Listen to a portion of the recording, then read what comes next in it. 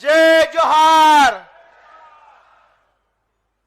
ગુજરાતના ક્રાંતિકારી ધારાસભ્ય અને આદિવાસી સમાજના કદાવર નેતા એવા માનની ચૈતરભાઈ વસાવાના સમર્થનમાં અહીંયા ઉપસ્થિત આપ તમામ ક્રાંતિકારી સાથીઓ, ભાઈઓ, બહેનો સૌનો હું આભાર માનું છું, સૌનું હું સ્વાગત કરું છું.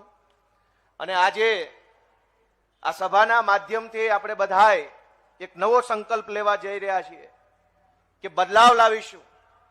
વિધાનસભા 2022ની ચૂંટણીમાં ડેડિયાપાડાની જનતાએ જે રીતે ચૈતરભાઈને 1 લાખ કરતા પણ વધુ મત આપીને સમગ્ર આદિવાસી સમાજનો બુલંદ અવાજ વિધાનસભામાં મોકલ્યો, એવી જ રીતે લોકસભાની ચૂંટણીમાં પણ ધડાધડ ઝાડુનું બટન દબાવી અને દિલ્હીમાં આદિવાસીનો અવાજ ગુંજતો કરવાનો સંકલ્પ લેવાનો છે આજથી. સાથીઓ, આદિવાસી સમાજ સાથે છેલ્લા 40 વર્ષથી ખૂબ અન્યાય થયો છે, પણ વિકલ્પ ન હોવાના કારણે મજબૂરીવશ લાચારીમાં ન ગમે તો પણ ક્યારેક ભાજપને કે ક્યારેક કોંગ્રેસને કે ભાજપને કે કોંગ્રેસને મત આપણે આપતા આવ્યા. 40 વર્ષ જતા રહ્યા, કાયદાઓ કેટલાય બન્યા સંસદમાં, વિધાનસભાઓમાં, કાયદાઓ કાગળ ઉપર રહ્યા, પણ એક ગરીબ આદિવાસી, એક ગામડાના નાના ખેડૂતના હાથમાં જમીનનો એક નાનકડો ટુકડો આજ દિવસ સુધી નથી આવ્યો. આજ દિવસ સુધી એક નાના માણસને એનો અધિકાર નથી મળ્યો. મોટી મોટી વાતો સંસદોમાં, વિધાનસભાઓમાં, મીડિયાઓમાં થઈ, પણ ડેડિયાપાડાની જનતાને હું તો સલામ કરવા માંગુ છું કે મરદ માણસને મત આપી અને વિધાનસભાની અંદર મોકલ્યો. આજે ચૈતરભાઈ જેલમાં કેમ છે એ આપણે જાણવું પડે. હું તો રહ્યો એમનો વકીલ, માય લોર્ડ. ચૈતરભાઈ જેલમાં એટલા માટે છે કે જો ચૈતરભાઈએ આ રાજપીપળા કે ડેડિયાપાડા કે કરજણવાળા હાઈવે પર એકાદું નકલી ટોલ નાકું ખોલ્યું હોત તો આજે CR પાટીલ એને શાબાશી આપતા હોત કે વાહ બેટા. પણ એને નકલી ટોલ નાકું નથી ખોલ્યું એટલે એ જેલમાં છે. જો એમણે પેપર ફોડ્યા હોત તો હર્ષ સંઘવી એને શાબાશી આપતા હોત કે વાહ બેટા, સરસ કામ કર્યું. પણ એમણે આદિવાસીઓના બાળકો માટે શિષ્યવૃત્તિ માટે લડાઈ લડ્યા, કરોડો રૂપિયાની શિષ્યવૃત્તિ રિલીઝ કરાવવાનું કામ કર્યું, એટલે ચૈતરભાઈ રાજપીપળાની જેલમાં છે. આ ચૈતરભાઈ વસાવાએ જો નકલી જે કાંઈ સિસ્ટમ છે એમાં બધું જ નકલી ખોલ્યું હોત તો ભાજપ વાળા ખભે લઈને ફરતા હોત ને મનસુખભાઈ આગળ ચાલતા હોત. પણ નકલી ખોલવાના બદલે એક અસલી આદિવાસી ચૈતરભાઈ વસાવાએ અસલી કામ કર્યું, એની સજાના ભાગરૂપે એમને જેલમાં પૂરવામાં આવ્યા છે. માટે આપણે અહીંથી સંકલ્પ લેવાનો છે. અને આ નકલી કચેરીની તો બહુ હમણાં ચાલ્યું છે. હમણાં મને બાર એક ભાઈએ પૂછ્યું કે આ નકલી કચેરી છે એ ખબર કેવી રીતે પડે કે આ ઓફિસમાં આપણે જઈએ તો બધું નકલી છે એવું જાણવાનું કઈ વ્યવસ્થા છે? મેં એમને કીધું ટાઈમે કામ થતું હોય, અધિકારી સારા જવાબ આપતા હોય, રિસેસમાં ન જતા હોય, ધક્કા ન ખવડાવતા હોય, સમજી જવાનું આ નકલી છે. અસલી હોય તો એક ધક્કે કામ થાય જ નહીં. નકલીમાં એક ધક્કે કામ થઈ જાય, ઉભા ઉભા કામ થઈ જાય. અને એટલા માટે આપણે બધાએ જાગૃત થવાની જરૂર છે. ચૈતરભાઈને જયારે ડેડિયાપાડાની કોર્ટમાં લાવ્યા ત્યારે મેં પૂછ્યું, એમણે કીધું કે 100 કરતા પણ વધુ પ્રાયોજના અધિકારીઓની નકલી કચેરીઓનું લિસ્ટ એમણે બનાવેલું અને ગુજરાત સરકારને આપેલું કે આની ઉપર પગલા લ્યો. 100 નકલી કચેરીઓ ખોલનારાઓને છાવરવા માટે થઈને ચૈતરભાઈને જેલમાં પૂરવામાં આવ્યા છે. અને મજાની વાત જુઓ, આખી FIR માં 60,000 રૂપિયા માગ્યાનો આરોપ છે. જે ચૈતરભાઈ વસાવાને 1 લાખ લોકોએ મત આપ્યા હોય અને ગુજરાતની સરકાર 1.5 લાખ પગાર આપતી હોય, એને 60,000 માગ્યા એવો નબળો આરોપ કરીને તમે તમારી જાત છતી કરી છે ભાજપ વાળાઓ. ખોટો તો ખોટો, પણ થોડોક આરોપ એવો મૂકો કે કોઈને માનવામાં સાચો લાગે. 60,000 રૂપિયા શું હોય ભલામણા? કરોડો લોકોનો પ્રેમ જે માણસને મળતો હોય ને એની પાસે રૂપિયાની કોઈ કિંમત ન હોય. પ્રેમ મહત્વનો છે. પણ આજે આદિવાસી સમાજે જે પગલું ભર્યું ક્રાંતિનું, બદલાવનું, ચૈતરભાઈના માધ્યમથી પોતાનો અવાજ વિધાનસભા સુધી પહોંચાડવાનો, એનાથી ભાજપના પેટમાં તેલ રેડાયું, એ પણ નકલી. અસલી તો છે ને એટલે અસલી તેલ રેડાવાશે નહીં. મનસુખભાઈ હોય કે ભાજપ વાળાના પેટમાં નકલી તેલ રેડાયું કે આ નાની ઉંમરનો આદિવાસી યુવાન કેવી રીતે ધારાસભ્ય બની જાય, કેવી રીતે એટલું બધું બોલે છે. આદિવાસી વિસ્તારોની શાળાઓની અંદર શિક્ષકો નથી એનો બુલંદ અવાજ ચૈતરભાઈએ ઉઠાવ્યો. આદિવાસી બાળકોને શિષ્યવૃત્તિ નથી મળતી સમયે એનો બુલંદ અવાજ ઉઠાવ્યો. ફ્રી શિપ કાર્ડની જે યોજના છે વર્ષો સુધી ટલ્લે ચડાવે છે, બાળકો ભણી નથી શકતા સમયે એ ફ્રી શિપ કાર્ડનો મુદ્દો ચૈતરભાઈએ ઉઠાવ્યો. જ્ઞાન સહાયક નામની યોજના લાવી અને સરકારી શાળાઓને બરબાદ કરવાનું ષડયંત્ર ભાજપે કર્યું. એની સામે એક આખી દાંડી યાત્રા રિવર્સ કાઢી અને સરકારની બેરા કાનની અંદર અવાજ પહોંચાડવાનું કામ ચૈતરભાઈ વસાવાએ કર્યું. એની સજાના ભાગરૂપે રાજપીપળાની જેલમાં પૂરવામાં આવ્યા છે.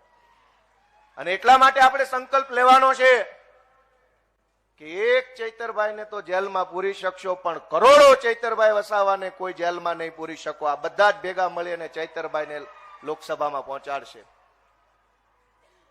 સાથીઓ, એક ગંભીર બાબત આપણે સમજવી જોઈશે કે દુનિયાના છેલ્લા 100 વર્ષના ઇતિહાસમાં કોઈ સમાજ, કોઈ જ્ઞાતિ કે કોઈ વ્યવસ્થાએ પ્રગતિ કરી હશે તો એના મુખ્ય 3 કારણ છે.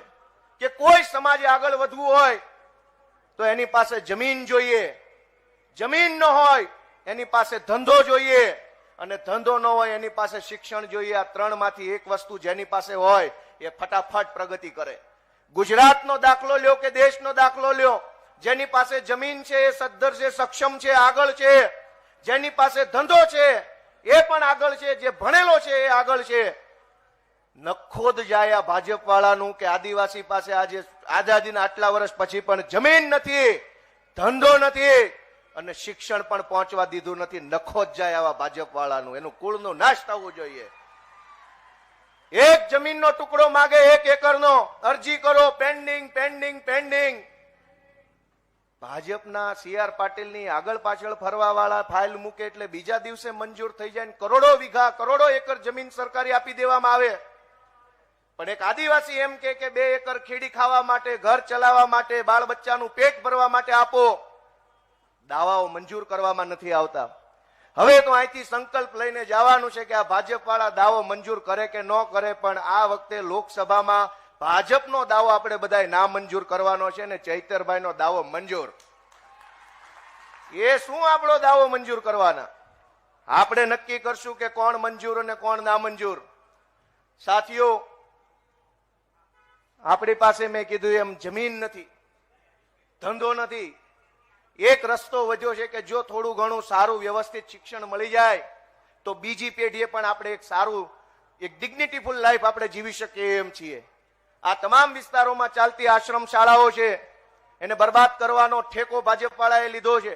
સમયસર ગ્રાન્ટો મળે નહીં, શિક્ષકોની ભરતી થાય નહીં, લાગવગિયા માણસોને ભરતી કરવામાં આવે, સરકારી શાળાઓને મર્જરના નામે બંધ કરવામાં આવે. અને આટલું અધૂરું હોય એમ હમણાં જ અહીંયા નસવાડીમાં ઘટના બની. એક બેન સરકારી બસ ન હોવાના કારણે પ્રાઇવેટ ગાડીમાં બેઠી, એમની સાથે જે ઘટના બની એનો તો જાહેરમાં ઉલ્લેખ શું કરવો, છતાંય એકદમ શરમ વગરના માણસો ગુજરાતના ગાંધીનગરમાં બેઠા છે અને ખદેડી અને ચૈતરભાઈ જેવા બાહોશ મરદ માણસોને આપણે દિલ્હી સુધી પહોંચાડવાના છે. સાથી મિત્રો, આદિવાસી સમાજને પેસા કાનૂન અંતર્ગત જે અધિકારો મળવા જોઈએ, આદિવાસી પંચાયતોની જે ગ્રામ પંચાયતો છે એને સ્વાયત્તતા મળવી જોઈએ. બંધારણની અનુસૂચિ 5 અને અનુસૂચિ 6 મુજબ જે આદિવાસી ક્ષેત્રો જાહેર થવા જોઈએ એની અંદર રૂઢિચુસ્ત પ્રણાલિકા પ્રમાણે શાસન થવું જોઈએ. મનસુખભાઈ આમ તો બહુ મોટી મોટી વાતો કરે છે, પણ એટલા બધા મોટા માણસ હોય તો જાઓ પેસા કાનૂન લાગુ કરાવો ને અપાવો અધિકારો પેસા કાનૂન અંતર્ગત. હમણાં મને બધા મીડિયામાં બહાર પૂછ્યું, મારે એમની હારે કોઈના હારે વ્યક્તિગત કઈ લેવા દેવા નથી, પણ બધાએ મને વારા ફરતી પૂછ્યું કે મનસુખભાઈ તો એમ કે છે કે 5-6 ટર્મથી કે અહીંયા સાંસદ સભ્ય છે, 5-6 ટર્મથી છે, એટલે કે 15-20 વર્ષથી સાંસદ સભ્ય છે, તમે એની સામે કેમ લડશો? આજ ભાજપ વાળાની સરકાર કાયદો લાવી છે 15 વર્ષ જૂનું વાહન નહીં હાલે. મનસુખભાઈ એમ કે છે કે હું 20 વર્ષ જૂનો છું. કેવી રીતે ચાલે? અહીંયા તો એક જ ચાલે, ચૈતર વસાવા ચાલે. જૂનું કઈ નહીં ચાલે, નવું ચાલે, ક્રાંતિકારી હશે એ ચાલશે. સાથી મિત્રો, જ્યારથી આમ આદમી પાર્ટી રાષ્ટ્રીય પાર્ટી બની છે, તમે બધાએ ખૂબ પ્રેમ, ખૂબ મત, આશીર્વાદ આપી, ધારાસભ્યો બનાવી, 40 લાખ મત આપી, 14% મત આપી, આ નાની એવી આમ આદમી પાર્ટીને રાષ્ટ્રીય કક્ષાએ પહોંચાડી છે, ત્યારથી બધા જ ભાજપ વાળાને ખૂબ પેટમાં ચૂંક આવવાનું ચાલુ થઈ ગયું છે કે આ આટલી ઝડપે આગળ વધે છે તો ક્યાંક ત્યાં સુધી પહોંચી જાય નહીં. અને એટલા માટે માત્ર ચૈતરભાઈ વસાવા નહીં, દિલ્હીની અંદર પણ આમ આદમી પાર્ટીને પરેશાન કરવામાં આવી રહી છે. દેશની અંદર સૌથી સારી સ્કૂલ બનાવવા વાળા, આખા દેશની અંદર શિક્ષણ ક્રાંતિ કરવા વાળા મનીષ સિસોદિયાને જેલમાં પૂરી દેવામાં આવ્યા છે 1 વર્ષથી. એમનો ગુનો શું? એમનો ગુનો એટલો જ કે એમણે નકલી સરકારી કચેરી બનાવવાના બદલે અસલી સરકારી સ્કૂલ બનાવી, એટલે મનીષ સિસોદિયાને જેલમાં પૂરી દીધા છે. સત્યેન્દ્ર જૈન આમ આદમી પાર્ટીના ક્રાંતિકારી નેતા, સ્વાસ્થ્ય મંત્રી હતા, એમણે સારા મોહલ્લા ક્લિનિક બનાવ્યા, સારામાં સારી આરોગ્ય વ્યવસ્થા મળે એવું કામ કર્યું. ભાજપ વાળાએ એમને જેલમાં પૂર્યા છે. અને હવે બાકી રહ્યું છે તો આ લોકો અરવિંદ કેજરીવાલને પણ પકડી અને જેલમાં પૂરવા માંગે છે. દોસ્તો, આપણે આ થવા દેવું જોઈએ કે ના થવા દેવું જોઈએ? જણાવો જોઈએ. આજે મને કહેતા એવો ગર્વ થાય છે, ખૂબ ખુશી થાય છે કે આપણા આદિવાસી સમાજે વર્ષોથી કોંગ્રેસ અથવા ભાજપને મત આપ્યો છે. મુખ્યમંત્રી તો છોડો, મંત્રીઓને પણ આપણું સાર સંભાળ લેવાનો સમય નથી.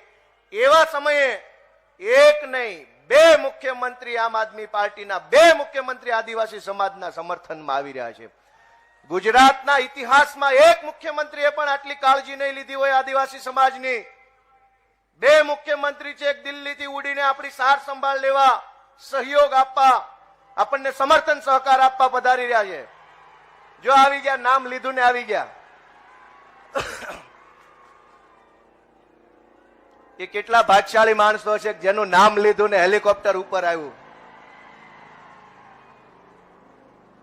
મજા આવે છે ને? તો જે રીતે ભાજપ વાળા આમ આદમી પાર્ટીને ખતમ કરવા, આમ આદમી પાર્ટીના તમામ નેતાઓને જેલમાં પૂરવા માંગે છે, ત્યારે ભાજપને જવાબ આપતી એક કવિતા હું લખીને લાવ્યો છું. જો બધાની હા હોય તો વાંચી સંભળાવું. ભાજપ વાળા ઈચ્છે છે કે ઈડી, સીબીઆઈ, પોલીસ પાછળ લગાડી, ખોટા કેસ કરી તમે આમ આદમી પાર્ટીના ક્રાંતિકારીઓને કે અરવિંદ કેજરીવાલને રોકી શકશો, તો એવું ક્યારેય થવાનું નથી. કેમ? હવે સાંભળજો કે કિતની ભી તુમ કર લો કોશિશ, મોડાણી કે દલાલ नहीं झुकेगा भारत मां का लाल अरविंद केजरीवाल. मिलकर भाजपाइयों ने देश लूटा, जनता को किया कंगाल, अब बदलेगा देश का हाल भारत मां का लाल अरविंद केजरीवाल. क्या रे कायर, क्या रे डरपोक, ए रे कायर, कितनी भी तू बना ले ईडी सीबीआई की ढाल, उखाड़ नहीं सकेगा एक भी बाल, ये है भारत मां का लाल अरविंद केजरीवाल. हम रखेंगे याद भाजपा के हर सितम और उनकी चाल, वक्त आने पर देंगे जवाब भारत मां का लाल अरविंद केजरीवाल. कितनी भी तुम कर लो कोशिश, मोडानी के दलाल, नहीं झुकेगा भारत मां का लाल हमारा प्यारा अरविंद केजरीवाल. भारत माता के जय जोहार.